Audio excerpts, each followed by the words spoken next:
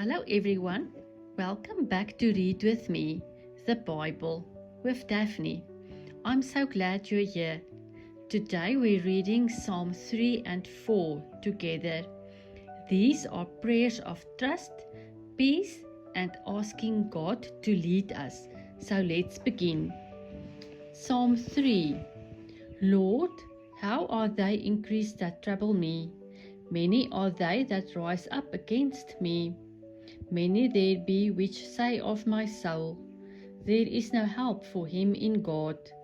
But thou, O Lord, art a shield for me, my glory and the lifter up of mine head.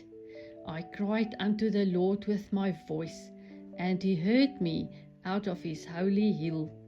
I laid me down and slept. I awaked, for the Lord sustained me. I will not be afraid of 10,000s of people that have set themselves against me round about. Arise, O Lord, save me, O my God, for thou hast smitten all mine enemies upon the cheekbone. Thou hast broken the teeth of the ungodly. Salvation belongeth unto the Lord. Thy blessing is upon thy people. Then Psalm 4. Hear me when I call, O God of my righteousness. Thou hast enlarged me when I was in distress. Have mercy upon me, and hear my prayer. O ye sons of men, how long will ye turn my glory into shame? How long will ye love vanity, and seek after leasing? But know that the Lord hath set apart him that is godly for himself. The Lord will hear when I call unto him. Stand in awe and sin not. Commune with your own heart upon your bed, and be still.